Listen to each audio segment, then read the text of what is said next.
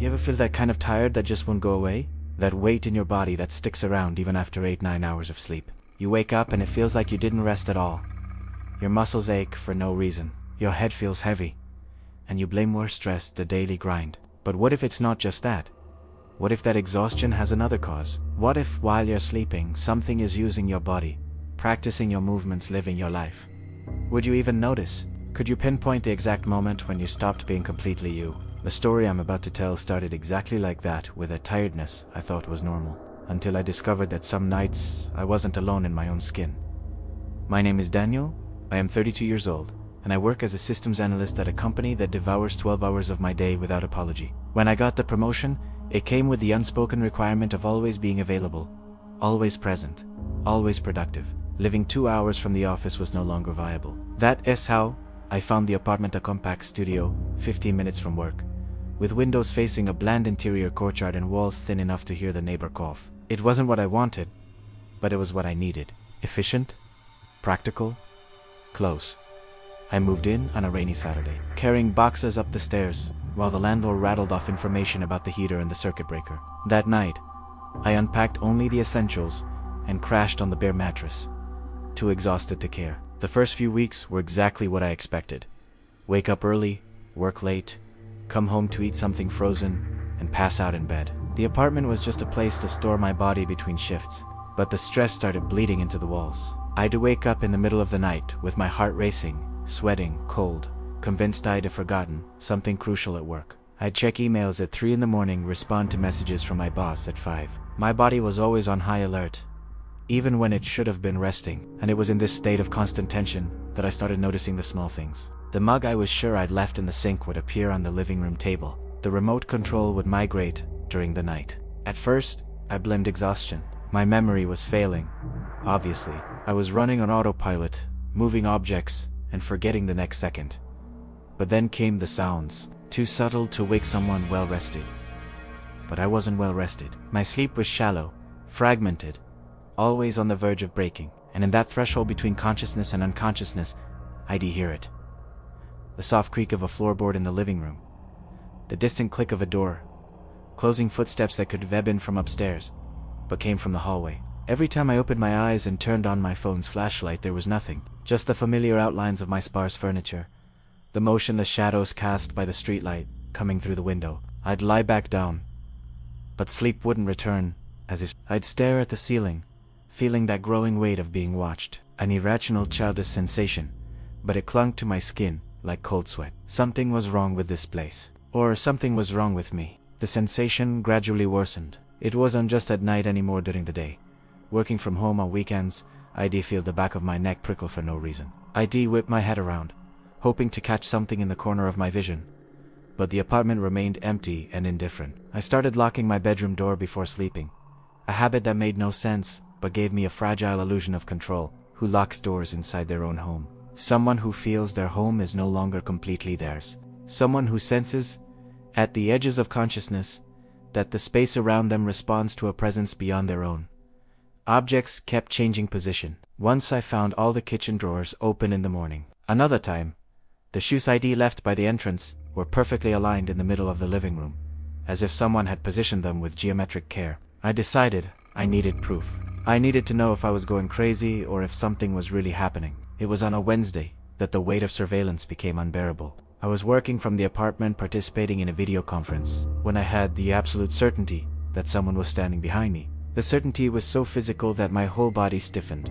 The hairs on my neck stood up, and for a moment I was paralyzed, unable to turn my head. When I finally turned in an abrupt movement that interrupted my speech in the meeting, there was no one. Just the white, empty wall of the apartment. My boss asked if I was okay. I turned off the camera and ended early, using a headache as an excuse. But what I felt was deeper than that. It was the erosion of my sanity, or confirmation that something beyond it was operating in that space. I needed evidence. I needed to see what my closed eyes were missing during the night. I bought a security camera system online. Nothing sophisticated but functional. For wireless cameras with night vision, a phone app for real-time monitoring, continuous cloud recording. The kit arrived 2 days later. I installed everything myself. One camera in the living room pointing at the front door, another in the hallway with a view of the bedroom and bathroom, the third in the kitchen covering the window and sink. and the last one inside the bedroom itself, positioned to capture the entire bed and door. I tested the angles, adjusted the sensitivities, configured motion notifications. For the first time in weeks, I felt a fragile relief. Now, if something happened, I'd have proof. Now I'd know. That night, I slept with my phone next to the pillow. The app opened showing the 4 miniature feeds. I watched my own form lying on the screen until exhaustion pulled me under. I woke to the alarm at 7, my body heavy, as if I'd been carrying stones all night. My mouth was dry, tongue stuck to the roof of my mouth, and there was a dull pain at the base of my skull pulsing with my heartbeat. I ignored the sensations and went straight to the laptop. I opened the camera app and loaded the recordings from the previous night. I fast-forwarded through the images.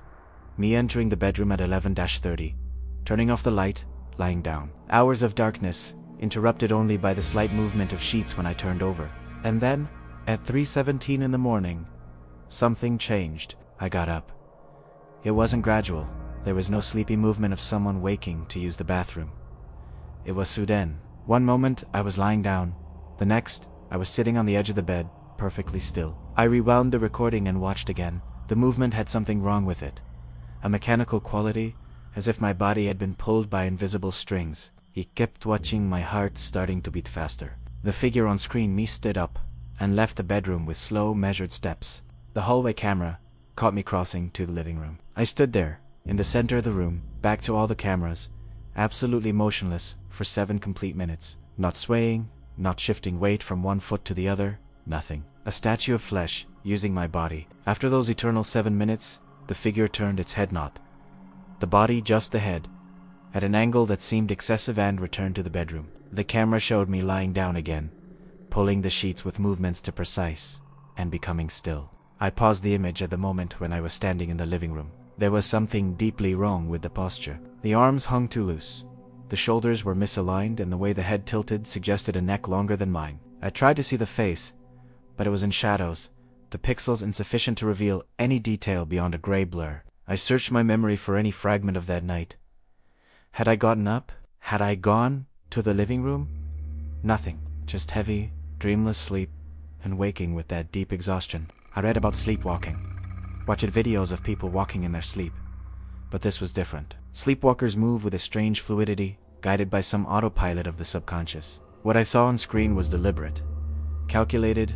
Each step had an almost imperceptible hesitation, as if something was learning to operate my body and had quite mastered the process yet. And that stillness in the living room, those 7 minutes as a living statue, what was it doing? What was it waiting for? I copied the file to a flash drive, then to another. I needed this to be real, to exist beyond my fragmented perception. That night, I determined I'd wake up if my body tried to get up again. But exhaustion was deeper than my determination. I sank into sleep and woke 10 hours later, with recordings showing that at 4 in the morning, I had stood next to my own bed for 20 minutes, looking down at myself sleeping. The following nights confirmed this wasn't an isolated event. Every early morning, between 3 and 5 a.m., my body would get up and execute the same disturbing routine, standing motionless in different spots around the apartment, always with its back to the cameras, always in that unnatural posture. And I remembered nothing. My sleep had deepened in a way that was unnatural. It was as if I was completely shut off, as if something pulled a switch in my consciousness and erased me for hours. But the worst part was the details I started noticing as I obsessively reviewed the recordings. My shadow on the walls didn't exactly match my position. It moved a fraction of a second before or after, as if it was disconnected from the body it should have been mimicking. And in some shots, especially on the infrared cameras, there was a very faint second shadow overlapping the first, but never perfectly aligned, as if two things occupied the same space, almost synchronized, but not completely. I started recording audio separately with a digital recorder I left running all night, and I found things the cameras didn't capture visually. Low muffled laughter, almost submerged in the white noise of the environment, but unmistakably laughter. Murmurs that had the rhythm of conversation, though the words were incomprehensible, distorted as if passing through water, and the most disturbing, my own voice whispering things. Fragmented phrases I didn't recognize. Almost ready, ... Quotes in an intonation that was mine, but was as if someone had studied my voice and was practicing but had quite gotten the inflections right yet. I listened to it with headphones, volume maxed out, and felt my stomach turn. That voice came from recordings where my body was clearly asleep. Mouth closed, chest rising and falling, in the deep rhythm of REM sleep. Where was it coming from? Physically, I was deteriorating. Every morning I woke more exhausted than when I laid down. As if I spent the night carrying weight, I lost pounds without trying. My face becoming angular and hollow, deep dark circles carved under my eyes. My skin had a grayish, almost waxy tone. At work, people started asking if I was sick. My boss suggested I take some time off, but I knew it wouldn't help. This was you and I connected to work stress, or maybe it was. Maybe the stress had opened a door to something waiting on the other side. I started feeling disconnected from my own body. Sometimes I'd raise my arm, and there was a delay between my intention and the movement, as if the command had to travel a greater distance than normal. Other times I felt my body move before I decided to move, anticipating my will by imperceptible but deeply wrong milliseconds. Paranoia installed itself as a permanent tenant. I installed woken, now eliminating all blind spots, covering every angle of the apartment. I configured motion alerts on my phone for any detected activity, but the alerts never went off during the episodes. It was as if the cameras recognized that figure as me, and therefore didn't consider it abnormal. I reviewed hundreds of hours of footage, noting every anomaly in a notebook that quickly filled with frantic observations. 347, shadow misaligned, 0.3, sec 412, double breathing in audio, 458. Reflection in window glass doesn't match body position. I looked for patterns, tried to predict when the episodes would happen, but there was no logic. They happened every night, always in the same time window, always with that mechanical learning quality, and every morning I woke a little less, me a little more empty, as if something was sucking me from the inside out. 1 teaspoon of identity at a time, slowly and methodically. The company offered therapy sessions as part of benefits. I'd never used them, but at that point I needed anyone who could see what I was seeing and confirm it wasn't madness. I booked an urgent session with Dr. Carvalho, the corporate psychologist. He was a man in his 50s, with an overly organized office, and that tone of voice calculated to sound comforting. I sat in the leather armchair, and without beating around the bush, explained the situation. He listened in silence, occasionally jotting something down. When primera fini said, he asked to see the recordings. I opened the laptop and showed him the clearest videos, me getting up from bed with those mechanical movements, standing still in the living room, walking strangely through the apartment. He watched for 20 minutes, his face maintaining that professional neutrality that psychologists master. When the video ended, he leaned back in his chair and interlaced his fingers. Daniel, I understand your concern. What you're experiencing is consistent with severe occupational stress, combined with chronic sleep deprivation. When the brain is exhausted, it can create distorted perceptions, make you interpret normal behaviors as abnormal. Primera interrupted, pointing at the screen. But it's right there. You're seeing it? The movements are completely different. The posture is wrong. It's not normal. He shook his head gently. Daniel, what I see in the recordings is you having episodes of sleepwalking. It's completely normal behavior in people under extreme stress. You get up, walk around the house, and return to bed. Millions of people do this every night. I felt frustration growing in my chest. It's not sleepwalking. Look at the way I move. Look at how I stand, completely motionless. No sleepwalker does that. He sighed softly. What you're describing is exactly what someone in a dissociative state would do. Daniel, you're interpreting your own nocturnal movements as if they were from another person. This is a classic sign of stress-induced depersonalization. Your brain is creating a narrative where you an observer of your own body, because psychologically you not want to accept that you're in that state. He wrote something, then handed me a card. I'm going to recommend immediate medical leave. 15 days, minimum, and I need you to see a psychiatrist. There are medications that can help while we work on the underlying issues. He took the card feeling completely alone and misunderstood. I left the office in a deeper state of shock. He'd watched the same videos I had. He'd seen the mechanical movements, the impossible posture, that quality of learning that was so obvious to me. But to him, it was just sleepwalking. Stress, exhaustion, nothing more. I went back to the apartment, locked the door, and sat on the living room floor, laptop open. I watched the videos again, looking for something I might have missed. Some evidence so clear, no one could deny it. But the more I looked, the more doubt crept in. What if the psychologist was right? What if this was just me, fragmented by stress, interpreting my own nocturnal movements as alien? The human mind was capable of impressive things when pressed. Maybe I was constructing an imaginary horror to externalize the collapse happening internally. But then I looked at my hands trembling, weak skin to pale. I looked at the reflection in the laptop screen to sunken eyes, the almost cadaverous face. Something was consuming me, real or imaginary.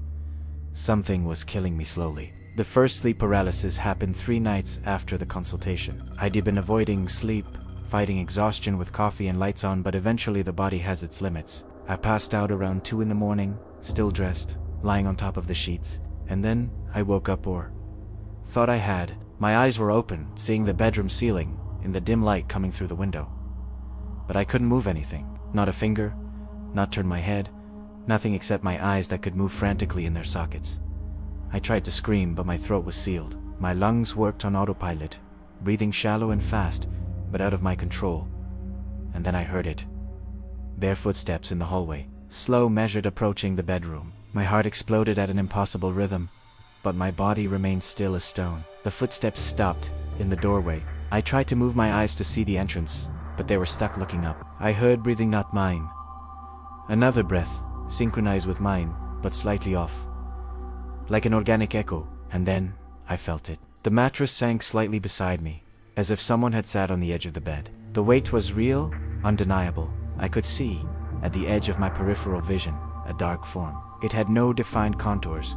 It was more an absence of light than a physical presence, but it was there, sitting next to me. And then I heard my own voice, coming from that form, whispering, almost guarded ... The voice was identical to mine, but the intonation was wrong, as if the words were chosen from a database instead of emerging from living thought. I tried to scream, fight, anything, but I was trapped inside my own body, forced to witness while something practiced being me. I don't know how long it lasted. It could have been minutes or hours. Time perception was completely distorted, stretched. Eventually, the weight on the bed disappeared. The footsteps receded, and suddenly I could move again, sitting up violently with a trapped scream that finally escaped. I grabbed my phone with trembling hands, opened the camera app, but the videos only showed interference during that period. Not complete static, the images continued, but grainy, distorted, as if something was emitting a signal that corrupted the digital recording. And when I checked the full timestamp, I discovered something impossible.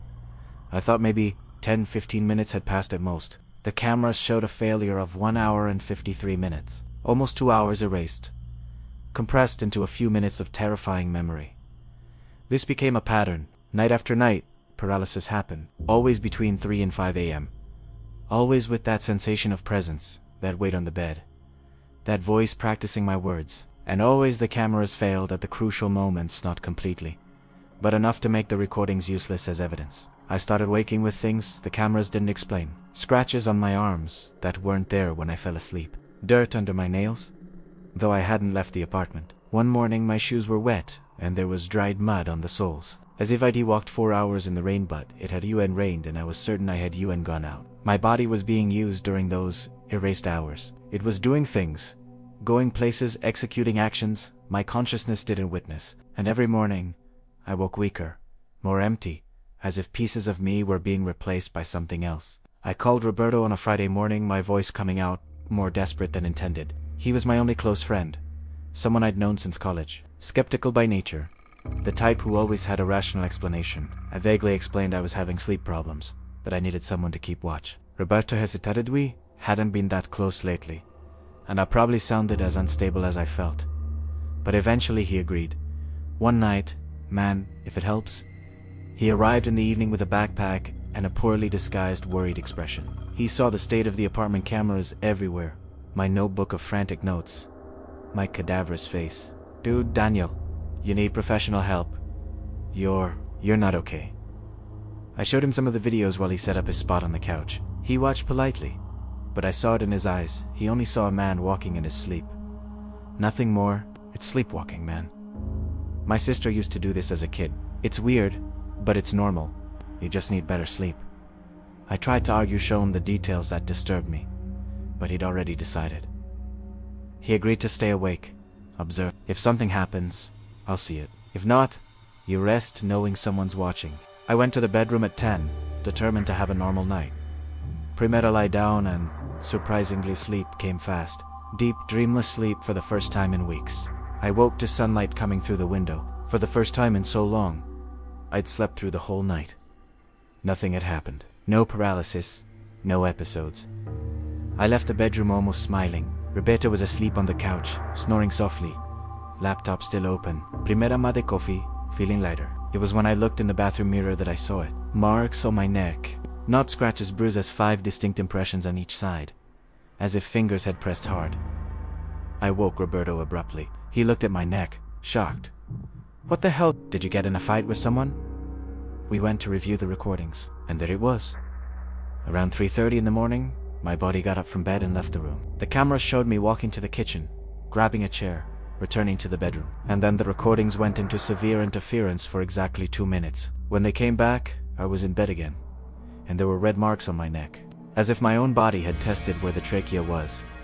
How much pressure would be needed? Practicing something terrible. Roberto watched the recording several times, disbelief giving way to something closer to fear. But then he pointed at the screen. "Daniel, you're alone in every frame. There's nobody doing this to you. You did this to yourself." The way he said it, the careful tone, made it clear what he thought. That I was having a breakdown, possibly hurting myself during dissociative episodes. He made up an excuse about commitments and left shortly after coffee, visibly uncomfortable. I saw it in his eyes. He was afraid of me now, afraid of what I might do, what mental disturbance was manifesting. And maybe he was right. Maybe I was doing this to myself, unconscious, fragmented, but the marks hurt. They were real, and the sensation that something had pressed my throat, measuring, testing that sensation, was indelible, etched into every cell of my body.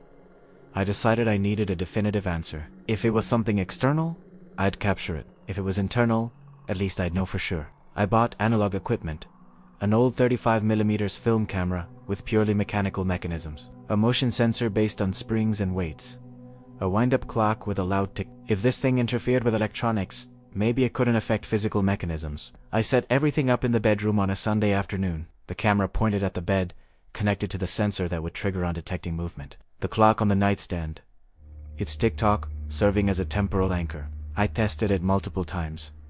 It worked perfectly. That night, I lay down determined. The tick-tock was hypnotic. Tick-tock, tick-tock. Primera closed my eyes, waiting for sleep, waiting for the paralysis I knew would come. It came around 3:30. My eyes opened, but my body was frozen. The tick-tock continued, steady and regular, tick-tick, tick-tick, tick-tick, and then it stopped. Absolute silence settled in. There was no sound, not from traffic outside, not from the building settling, not from my own breathing, as if the entire world had been put on pause. And then I felt it. My body started to move, but I wasn't moving it. My fingers flexed without my command. My arm lifted the hand, opening and closing, as if testing mobility. It was like watching from inside while something took control, piloting my flesh like a vehicle. I heard the click of the film camera firing. The sensor had detected movement. And then I heard my own voice coming from my own mouth, but I was unspeaking. The words were mine, said during the day. "I can't stand this apartment anymore. I need to get out of here. Tomorrow, I'm packing everything." My body got up from the bed with that mechanical precision I'd seen in the recordings so many times. But now I was conscious inside it, trapped witnessing while something else operated my muscles, my bones. The thing walked to the mirror on the wall, stood there, studying the reflection. My face looked back at me.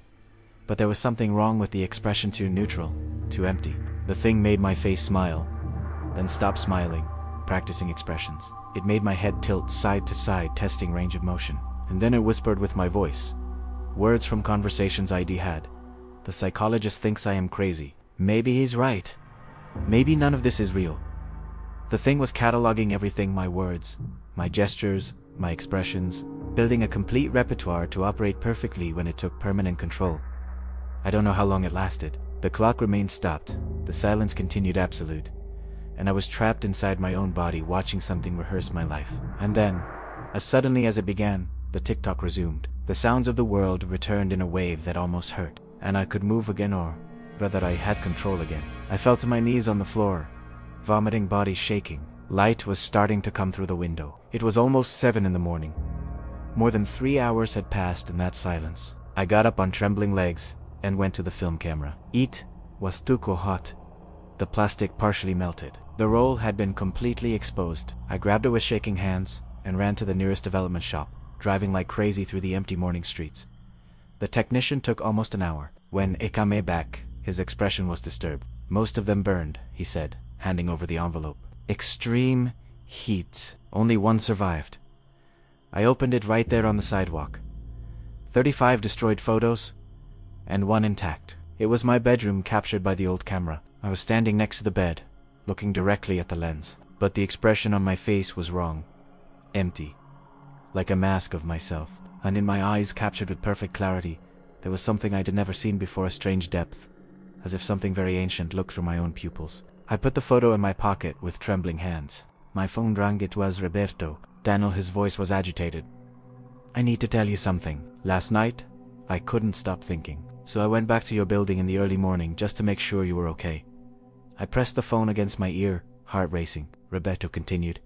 I got there around 4 in the morning. I rang your apartment buzzer, and you answered, Daniel. We talked for like 2 minutes. You said you were fine, that I didn't need to worry, that we'd talk in the morning. Your voice was completely normal. So I left. He paused, breathed deep. But now, you're talking like you don't know anything about this. You don't remember answering the buzzer? I felt my blood freeze in my veins. Roberto, I didn't answer any buzzer. I was in sleep paralysis at 4 in the morning. I couldn't even move. Silence on the other end. Then voice trembling. Then who talked to me? Who was using your voice? Knowing exactly what to say to send me away. Neither of us had an answer. The thing wasn't just controlling my body during sleep. It was interacting with the world. Living my life while I was imprisoned inside myself. I hung up and ran back to the apartment. I couldn't stay anymore. The thing was advancing, taking control, living more and more while I withered. I needed to leave. Immediately, I started packing frantically. But this time, I left the door wide open. Completely open. No lock, no obstacle. I needed a clear escape route in case something happened. I threw clothes in suitcases without folding, stacked documents in boxers without organizing. Every second counted. The apartment began to react almost immediately. The kitchen faucet turned on by itself, water gushing. Shut it off. The television turned on, volume maxed, showing only static. I unplugged it. The light started flickering in sequence, as if something was moving through the rooms. I ignored everything. I kept packing faster now. Hands trembling but determined, I carried the first boxers to the building hallway, always keeping the door open, always keeping the exit in sight. With each trip, the apartment seemed to resist a physical sensation of pressure, like walking against strong wind. The air was dense, charged. Each breath required effort. But I continued, box after box, suitcase after suitcase. I knew if I stopped, if I hesitated for a second, something bad would happen. On the last trip, I entered only for final verification. The apartment was too silent now. Even the building sounds had ceased. I checked the rooms quickly. It was empty of objects, but didn't feel empty. It felt occupied by a presence that filled every cubic inch of air. I walked quickly toward the open door, my footsteps echoing strangely. And then I heard it, a sharp crack coming from the bedroom. I turned my head. In the hallway, mirror, I saw every day my reflection was there, but I was still moving toward the door. My reflection didn't follow. It staged put, looking back while I walked. And then it smiled, a slow smile that widened, gradually revealing teeth too perfect, too white. And those eyes, my eyes, but empty of anything that made me human. I didn't wait to see more. I ran, through the door, down the stairs, stumbling each step, a victory against the weight trying to pull me back. On the street, fresh air hit me like salvation. I breathed deep, trembling, sweating. I looked up at my old apartment window. The curtains were closed, but for a moment, I saw movement. A silhouette passing, a silhouette with my exact shape. I got in the car loaded with my things and started the engine. I drove without looking back. Too fast, too dangerous. But I needed distance. Miles between me and that place. I arrived at my parents' house 40 minutes later.